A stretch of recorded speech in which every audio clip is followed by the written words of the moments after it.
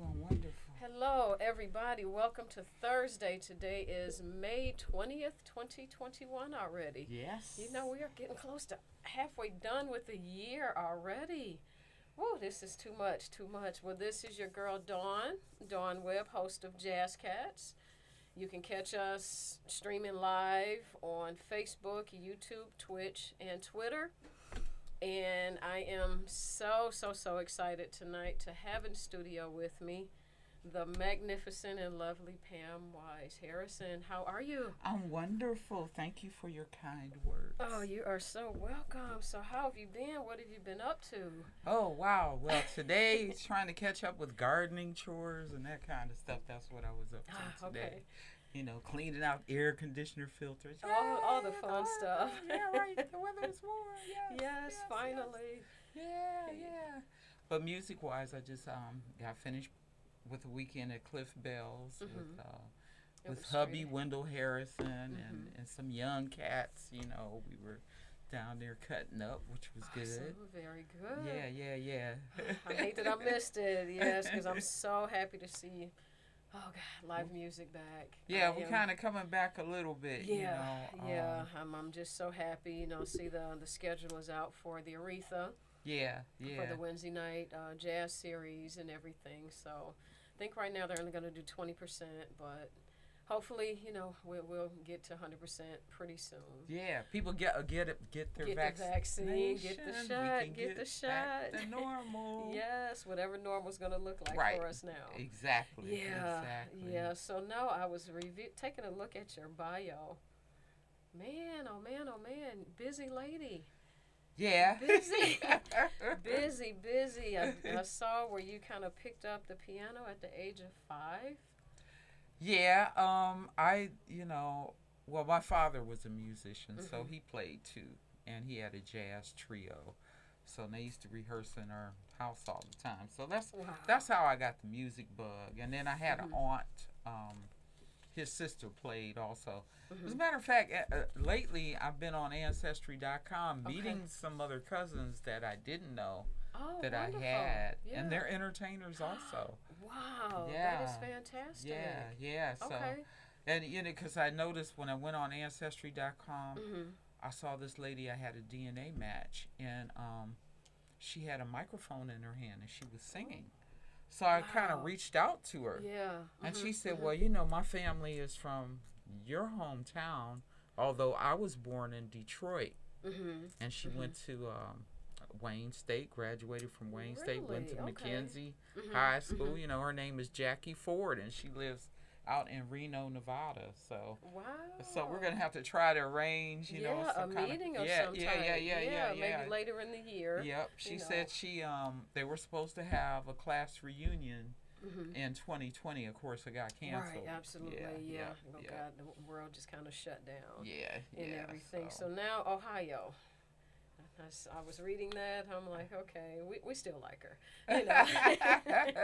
you know, from Ohio, and your own R&B group. Yeah, I kind of started that, you know, in my teen years, called the Ohio Movement. And we traveled around the tri-state area of West Virginia, Pennsylvania, and Ohio, and that was some great experience. Yeah. We had so how did that kind of shape you?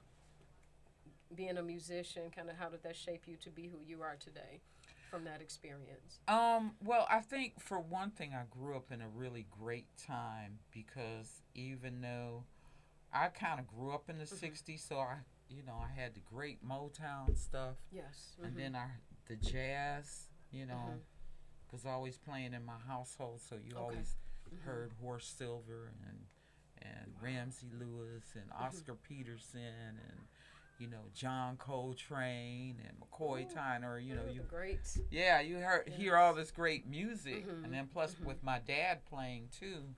Right.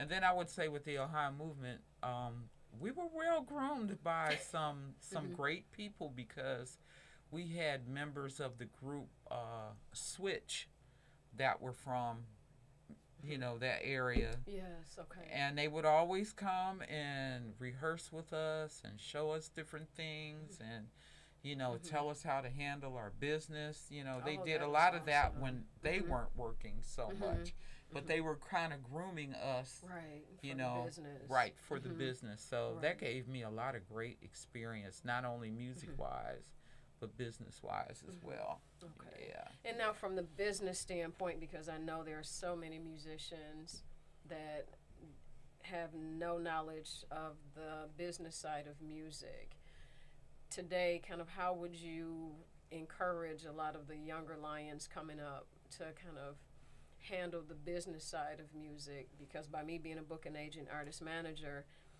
I've heard so many horror stories. Oh yeah. And just these musicians just being taken advantage of. I'm kind of in talks now with a kind of a young rapper, which is really not my forte, but that's a whole nother story. Yeah, but we got to help our young Yes, people. absolutely. So that's good that you're and working with him. Right, and he had been taken advantage of by several promoters. He's only 22 and he's out of upwards of like $1,000. Yeah, And so kind of what advice would you give a lot of the younger musicians coming up now, how to kind of handle and navigate these waters? Take a class in business. I mean, even some of your great mentors who are in the rap business or pop business or R&B. I mean, you have artists such as Sean Puffy Combs. Yes. He was a business major at Howard. Yes. So you have to. I would, if you're in school or even if you're not in school. Yeah. I think you could probably take a course online or something, but make sure your publishing is registered, with ASCAP or BMI, and so people, and when you negotiate with record companies, sometimes they're going to want a percentage of your publishing, but you should never give it all up. Right, exactly. You should never give it all up. Right. And then a lot of rappers who came up in, I would say, the mid 80s and 90s, they didn't always stay as rappers. Once they navigated through that business and found out how it worked, they started. So many of them, diversified their careers. Yeah, and started producing other people. Yes, and that's where a lot of the money they made came from. Yes. Yeah. And one of the people that I really admire was Fat Joe. He was always featuring and producing other artists. Yes. He didn't just think about himself, And and that's one thing I could say true about Welcomearrison in their record label Tribe. That was a collective. Each of them had their own groups. But they wanted to get their music out there, so they all contributed to having releases on that record label and keeping their publishing rights and all of that. And it's funny because Wendell thought that he was like done with Tribe, but all of these people all over the world, Germany, France, that is a fantastic story. They still want that music that he did in the 70s, So he's like, I guess I'm not done with it. No, I'd like say, no, we'll put a new spin on it. No, Wendell, keep it going, right, please. Right, exactly. Because we need the diversity, of the music, because it's funny, that I'm kind of doing a jazz show, and growing up, it was always like R&B, DRQ, the AM station. So, and probably my teen years, I'd be in the car with my dad, and he would be listening to WJZZ. Yeah. We missed that station. And so I'm like, much. In the back, like, seems like I was being tortured. I'm like, oh my God, what is this music he's listening to? Because it was driving me nuts. Because it wasn't the upbeat. I couldn't sing. Right. And things like that. I'm like, Dad, can you change the station? He's like, no, you got to suffer and deal with it. And, kind of fast forward, I'm like a jazz music junkie. Yeah. And everything, hosting a jazz show. Right. And see, you grew an appreciation. I did, yes. And just, this music, period. Right. If somebody looks at my, my music library in my phone, they would kind of, look at me kind of sideways, because I gravitate to different things. And, when I heard, the Tribe, and I'm like, oh, I like this. Yeah. And I'm like, it was, it's really, really some timeless music. Yeah, and I think as artists, just about everybody I know, we always write music or are influenced by the times of what's going on in your community or in the world or whatever. And even though Wendell recorded a lot of that music in the 70s, I'm like, man, it's still relevant today. It's probably more relevant now than it was back then.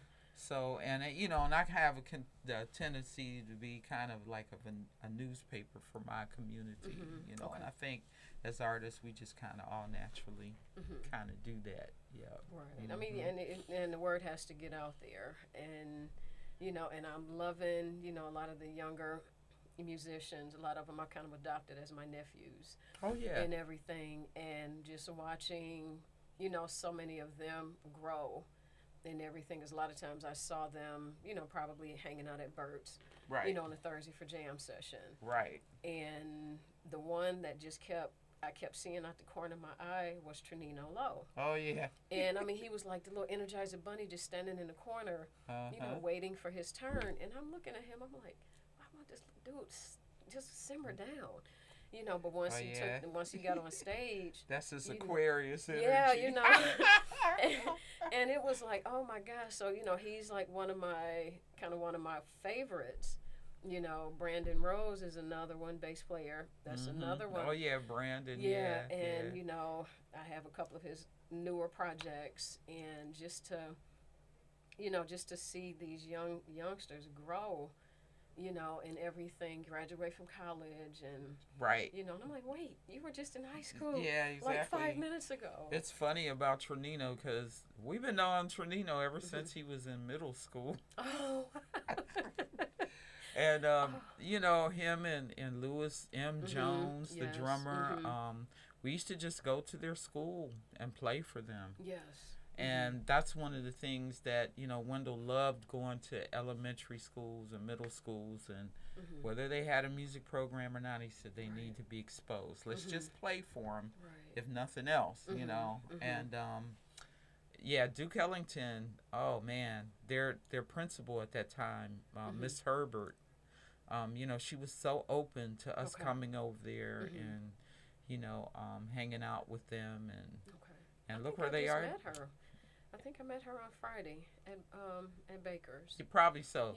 Yeah. Yeah. We were celebrating Ralph's birthday, so I believe I did meet Miss Herbert. Yeah. On Friday, and of course, didn't get a chance to kind of dialogue, but with the music program being removed from so many school systems, because I remember growing up, Pasture Elementary, Hampton Junior High, and Montford High School. There was always a music program. Yeah. And junior high, I learned how to write and read music. Had it in junior high school, never did anything with it afterwards. I played flute in elementary school for maybe 2 or 3 months. And lost interest, so now I'm like, I want to play the flute again. I don't know if I can because I don't remember how to, read music, write music. Not that I would have to write the music, but just get back in the game just kind of get back up on that bike again. So it's been kind of dangling in my face, to possibly go to the pawn shop and go get a flute. Yeah, and, it's never too late. To play around with it. Yeah, just to do something creative and yes, because I love the arts. So for me, anything like abstract, different is kind of what I gravitate towards. My mother would always, God rest her soul, she would call me a weirdo. I'm like, okay, fine.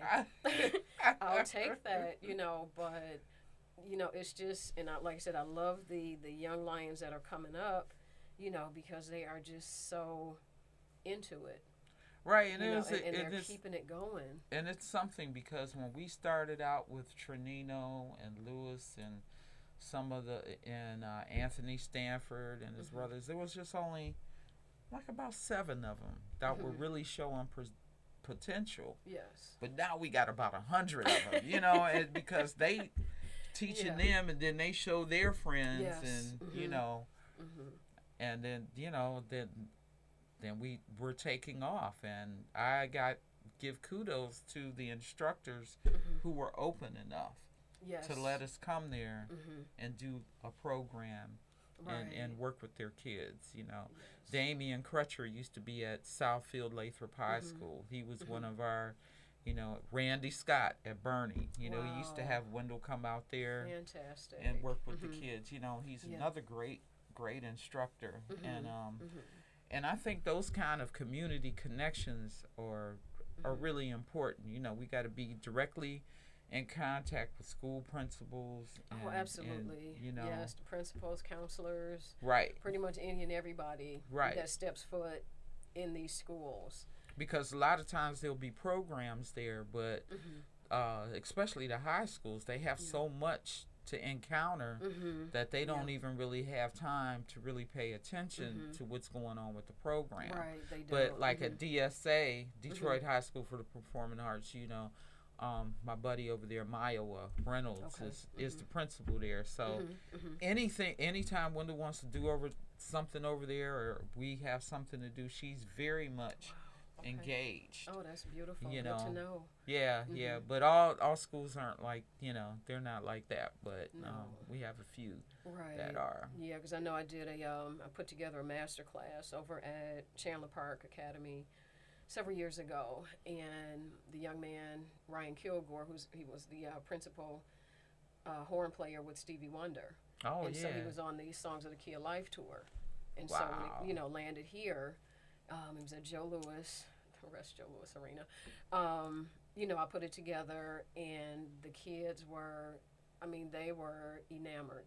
They were just over the top, because Ryan's kind of short, so he was very relatable, to the kids. And, so he had the opportunity, they played, along with the music teacher, Mr. Arnett, Charlie Arnett, and Ryan was able to invite a handful of the students to sound check. And of course they didn't get a chance to meet Stevie, but they had a chance to meet pretty much the entire band. Right, and see what goes on with the preparation and all the things that are involved. That is, we need more, direct relationships like that. And, we continue to try and, get our grants so we can work with the schools, because and, Wendell was saying it's so important to get them when they're, especially at the elementary age, because that's when they're really open to everything. And not necessarily everybody wants to be a musician, but they might want to get into building an instrument or finding out about sound, or from a scientific and that's standpoint. Such a huge industry, and the lighting, because prior to me getting really knee deep into the business, I would go to a concert. I'm like, oh God, that looks so easy. They're singing. The lights are going, music and everything. Show is over. They pack up, and once I kind of got into it, especially kind of the recording side, going to the studio, watching artists create CDs. I thought you just went in, sang song 1 through 7. Somebody's back there recording it. You press it on a CD, make multiple copies, put it out there. When I saw that process, I'm like, it's not as easy as I thought. Right. And it was like, because when Ralph recorded his Detroit Rising CD, I was in the studio maybe 2 or 3 days, and the song Blue Mashed Potatoes. Play it over and over, and I'm like, okay, this is like number 12. I'm like, why are they playing it over and over again? I don't have that ear. Right. The musicians, and he has the ear. Somebody's off, pitch is not right, somebody's not tuned, and it was like. And actually laying the tracks is really the easy part. It's like the mixing and the editing that you do afterwards. That's the labor. That can be really intense. Very. That can be really intense. Yes. So there's a lot of different facets of the music business or the arts that people can get into. I wish, there was a program that we used to have back in the day. I don't know if you remember it, but it was the Summer Youth Arts and Employment Program that was sponsored like by the city of Detroit. And we would have different locations where the kids would experience a 6-week summer program. We would have auditions prior, and if they were at a certain level, they could get a stipend to come work with us like 5 days a week. Would be like a full 8-hour day, and there would be different. Oh, so they're working. Yeah, and then we would have to come together at the end of a 6-week period and produce, do a production. Fantastic. Like it would be a play or something. So we would need directors, sound crew, people that would design the sets, costume designing, dance. It would have to, it involved all those disciplines, visual arts, and and like I said, it was an intense program. Now, what was the age group for the students in that program? It was like 14 to 18. Okay. Yeah. And like we would have sometimes the older ones, of course, would have to help the younger ones. Right, and, yes. and a lot of times the instructors would have assistants and stuff like that. And as a matter of fact, Vincent Chandler was my assistant for a couple of years working in that program. Phenomenal musician. We had people like Carlos McKinney, Ali Jackson and his brother Khalil, some heavy hitters. Yeah, and even the children, well, I call them children, but they 50 now. But they're all doing so many great things now, Beautiful. And they say a lot of that came out of that program that we used to have. So I don't know. Hopefully we'll get it back again some kind of way. And I think some form. Right. I think before that program, Wendell said it was Metro Arts. Okay. And that's where, he had people like Vincent Bowens and Racy Biggs, and they were a part of that program. Okay. Prior to the program I was teaching, but wonderful. Yeah, but we need more programs like that. Yes. Where the kids can work really hands on with professional artists and and I think with kind of COVID kind of slowly fading, I think we can kind of start bringing that back. And then your expertise is needed. To have a class in music business or, teach you how to get paid. And stay away from signing contracts and if you haven't read them. Right, exactly. Under duress. Yes. And, because I spoke to a young lady, she's a rapper, I think she's in Arkansas. And I think she's getting out of like a 6-month contract that she had with a manager. And when she sent me the contract, but she also had a meeting with, one of the entertainment attorneys here via Zoom. And in the contract, he was pretty much asking for over 50% of whatever she makes. And because when I saw the contract, I'm like... 50%? That's kind of high. And I'm like, no, that is so not right. She said, well, Dawn, I'm going to be out of this contract in June. So, I'm going to start fresh. So I've got to re-engage in the conversation with her. And, it just irritates me so bad that there are so many unscrupulous people out here in the music that take advantage. Right, or just think that you don't know anything. Right, and she may have generated, a lot of work on her own. So how can you take 50%? How can you rightfully stick your hand out? Right. And everything, because the artists I talk to, I'm letting them know up front, I'm part of the Musicians Union, American Federation of Musicians. I'm a licensed booking agent, and I'm a member of the Detroit Federation of Musicians, Local 5, Southfield, George Troya, hey. And working with Ralph Armstrong, just educating me, just on such a high level, of the music business. And, and I was fortunate enough to have lunch with Ralph and Stanley Clark a couple of years ago. And, so we were talking, and so I was asking Stanley, I'm like, what is the one message that you can give to musicians trying to get into the business and things like that? He said, own your masters. Yeah. And he was very adamant about that.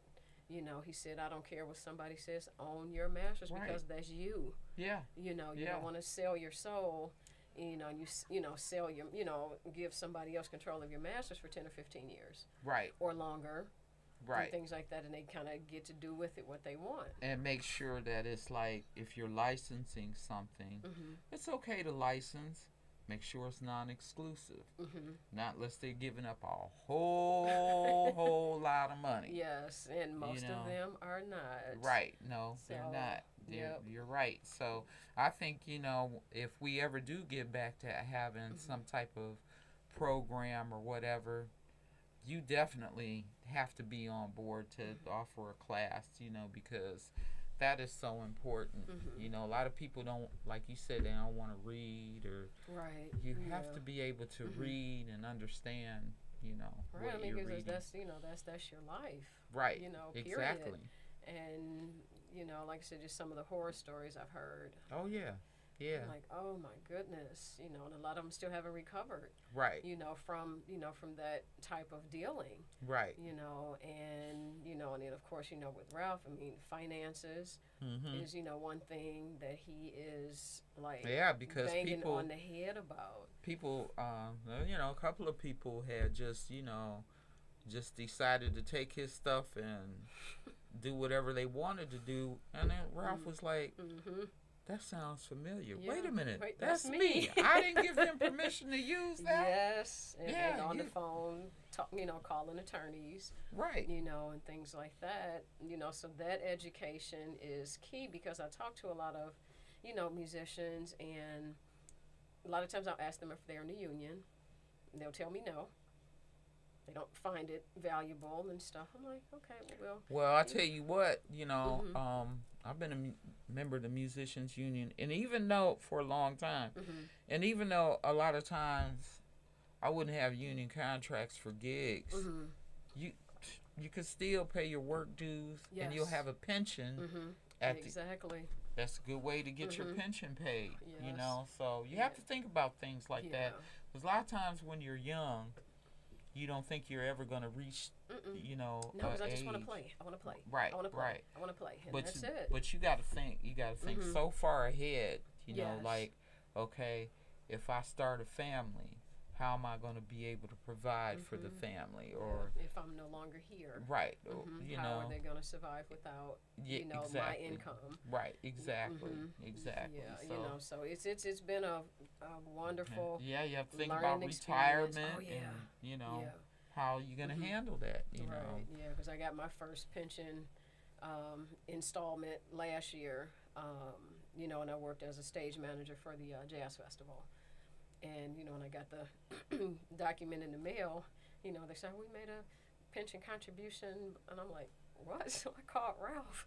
I'm so like, what is this? I just got something in the mail saying they made a pension contribution. He said, Dawn, you're in the union. You worked at Jazz. I'm like, oh. I'm like, okay, thank you.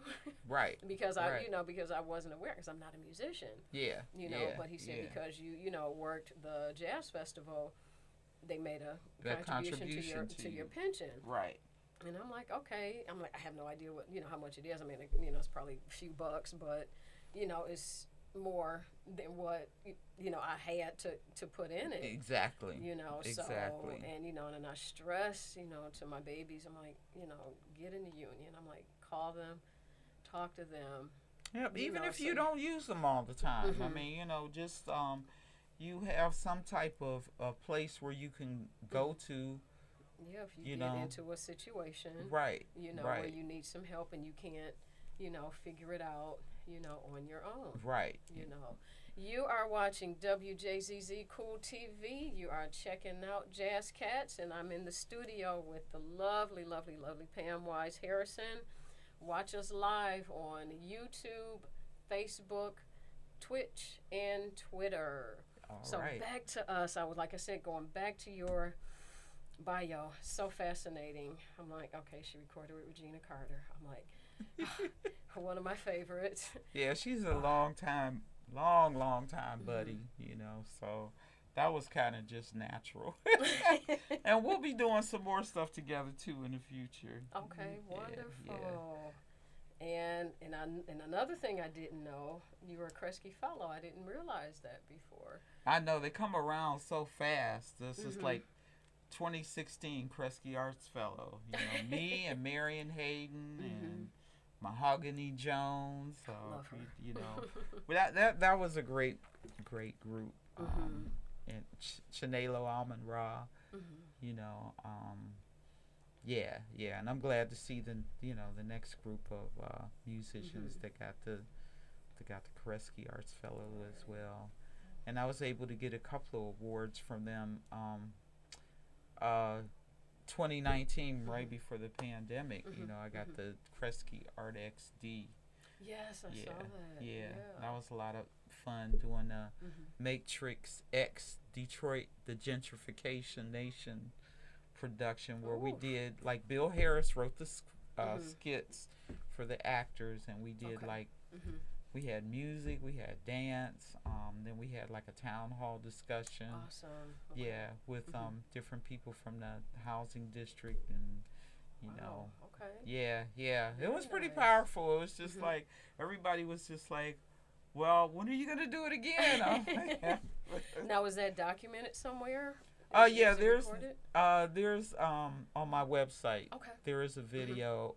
The lighting is kind of low and stuff, but the room was kind of dark, so but somebody from my church did film it, so that was great. The actors were wonderful. Bill Harris did an excellent job of capturing the different changes that neighborhoods and community residents go through during gentrification, where you just see all these people popping up out of nowhere, walking their dogs. And, at 2 in the morning. Right, exactly. In areas I wouldn't go in the daytime with a police escort. Right, exactly. Yes, and I saw that maybe over 10 years ago, maybe close to 15 years ago. Yeah. And I was married at the time, and we were coming from hanging out downtown, and it's like 1:30, 1:45, and you're busy, just walking the dogs we're going this way, they're going that way, and so now kind of talking about that, what are your thoughts? Okay, the gentrification, how do you think that kind of correlates with maybe music that's kind of coming out now, kind of from our Detroit there's gonna be a lot of stuff coming out in terms of gentrification, COVID-19. Then you have, our country was blowing up. It's still kind of blowing up, with the death of George Floyd and, all of those things. Then, people saying it's a false election, and, then you got the QAnon people, I tell you, there's a lot of stuff to write about. If you stuck on a subject and don't know what to write about, there's plenty of stuff out there. Yeah, I mean, because Marvin Gaye's, what's going on. So relevant, I'm still. Like, he was so ahead of his time. Stevie Wonder, even Stevie was ahead of his time. Yes. I mean, there's so many people that we could name. It's just, and then love is in need of love today, for sure. Very, very much so. And kind of, I was reading your bio, and I kind of chuckled, the one paragraph, you bumped into Wendell Harrison. I said, I've got to ask, how did that union come about? Well, at the time, when I first came to Detroit, I came up here because my older brother, that was a long story. My older brother loves Detroit. And, after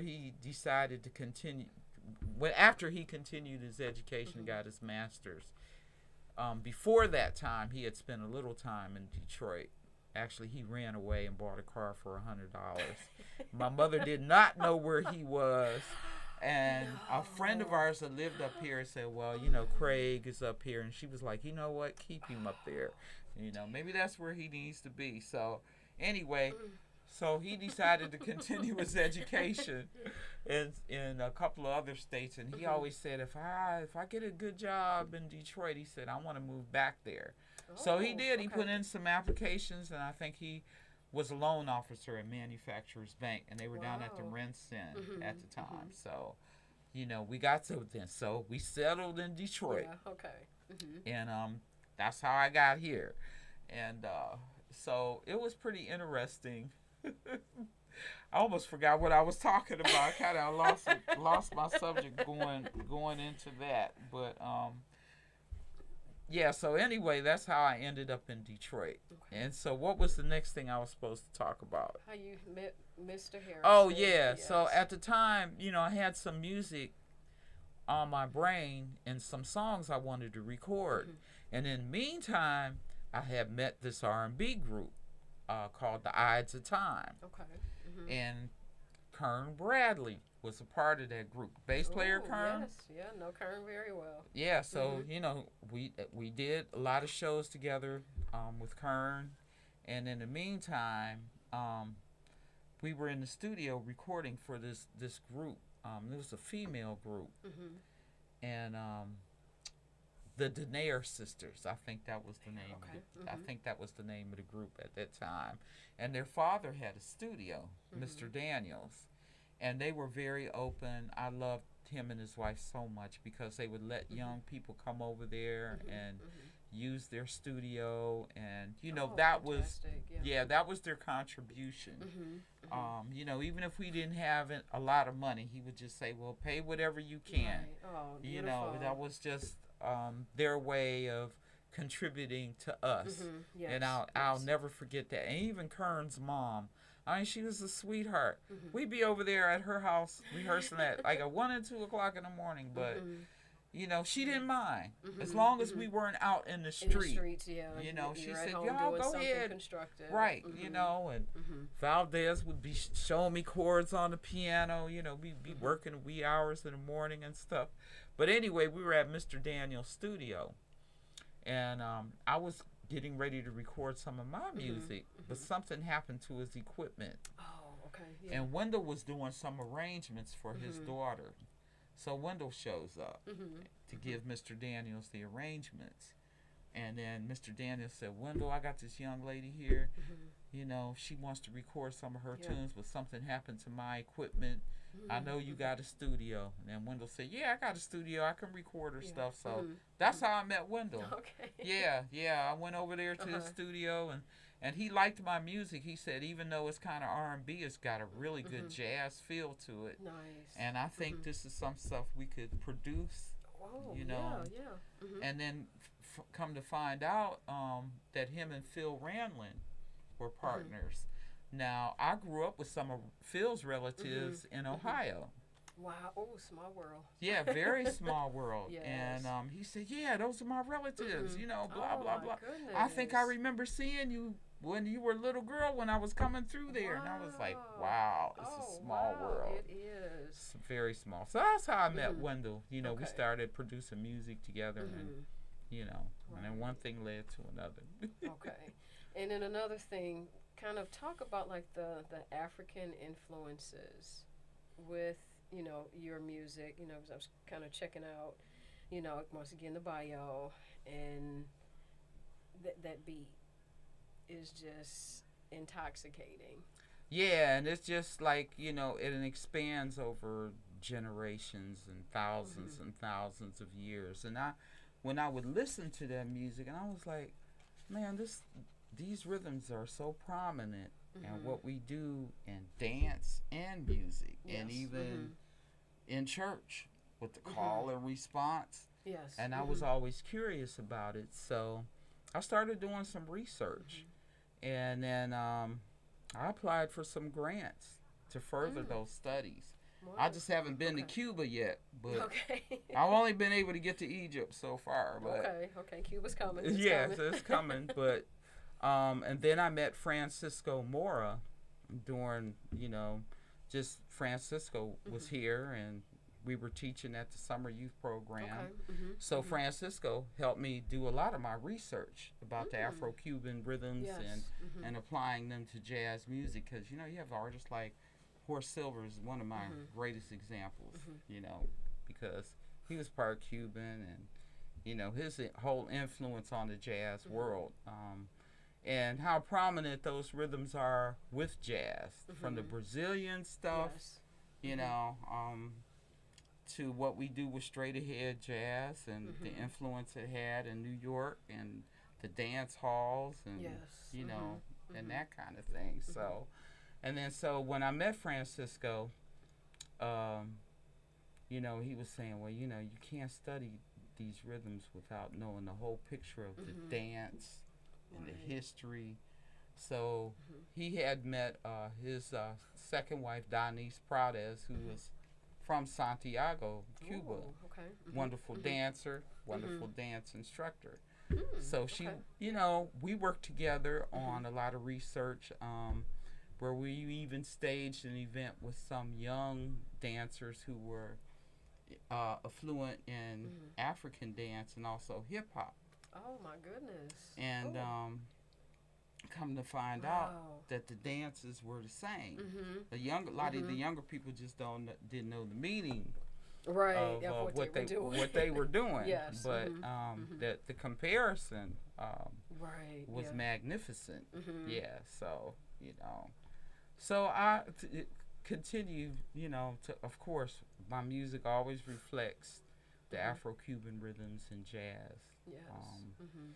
Then you had like John Coltrane and what he his exploration, Yusuf Lateef, and that's part of our heritage and our culture. So that's why I've always wanted to know the origin of things. Yes. And I mean, and that's that's it helps you out as a musician, because so often we just do stuff. Right. We don't know. Or don't have an identity. Yeah.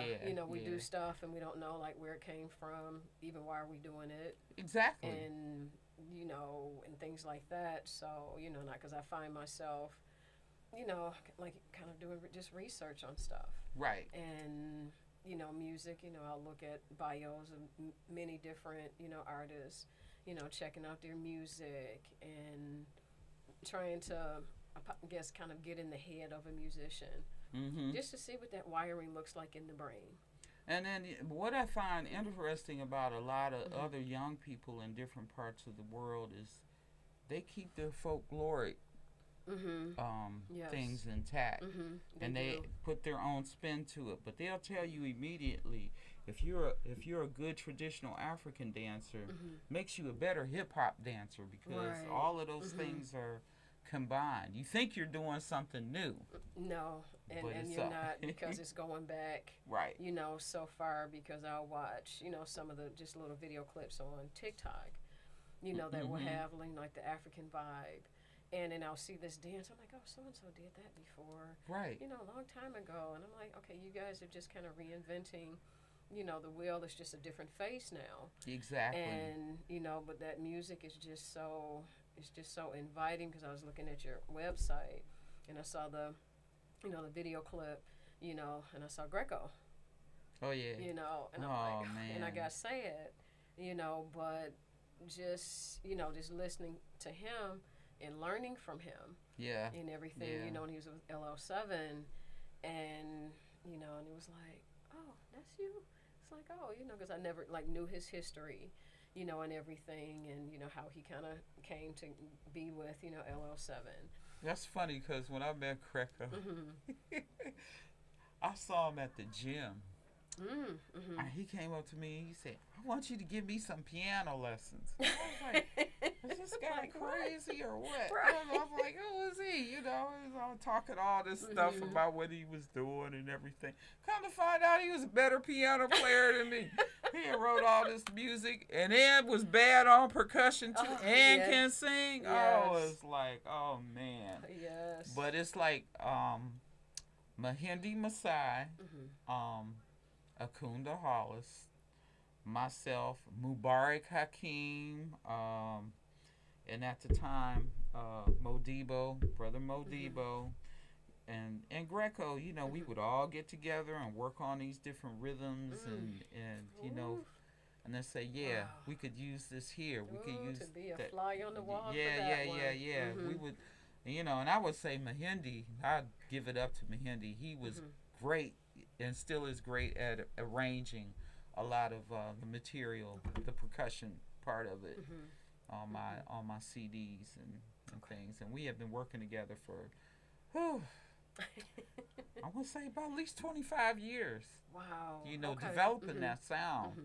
Then you have places like Harry Bowling at Bomax. He just like, look, I want you and Galen, just y'all, just come on down here and just do your thing, you know. He said, I'll pay you. You don't have to worry about the money, but I'm, Right. you know, but playing those different places is how we developed our sound, because you could stay in the basement rehearsing it for years, Yeah. but if you But don't if you get out don't, and perform it, you know, And let that's other people hear it. right. And kind of judge, right.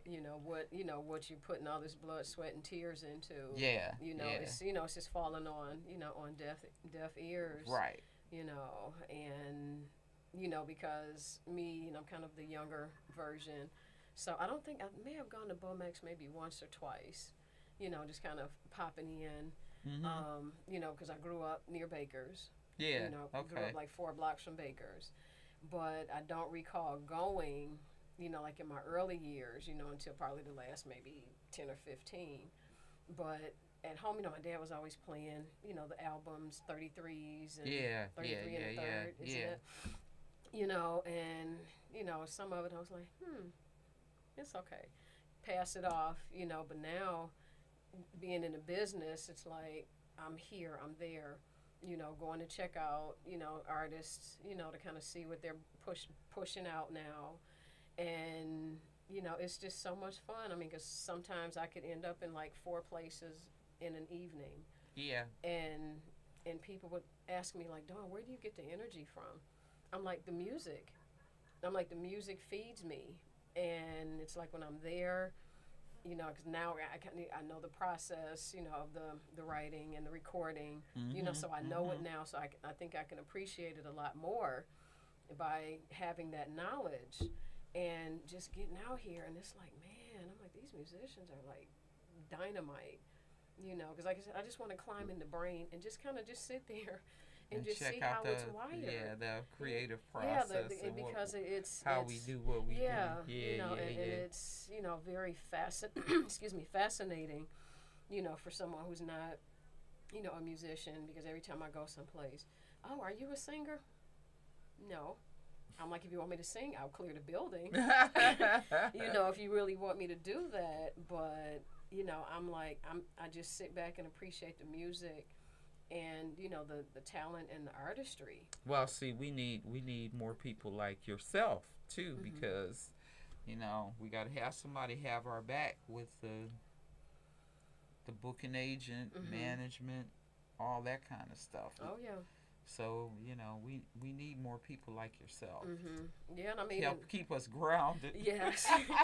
Yes, I mean, because the personalities, it's, they're there. That's the creative side. Right. And, I've seen the other side where people have had attitude. You can't sing, you can't play. So why do you have an attitude? You're far from kind of quote-unquote diva status, you're not going to headline at the Fox, right? And things like that. So, and a lot of people I don't deal with because I don't do attitudes. Yeah, And my thing is I'm here to help you. I'm here to kind of help take some of the burden off of your plate, so you can focus on the creating side. That's very important. Let me worry about booking the venue, negotiating the fees, and things like that. Don't worry about that. I kind of know what the parameters are. Yes. But another thing that I don't like is these artists that are playing for $100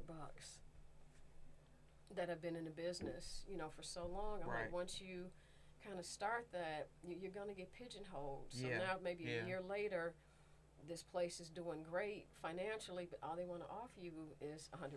And usually when you take it, they're not going to offer you anything. No, they're not going to offer you more. The next time you come around, it's going to be the same. So, and I mean, and I know people have to keep the lights on, feed their families. And I'm like... And it's really been, during COVID, okay, we were doing a lot of streaming stuff. Yes. Things are gradually starting to open back up. But, I know there's these venues are out here. Well, I know they need a place to play. And, they'll take anything that, they'll accept anything that I offer or whatever. But I don't know.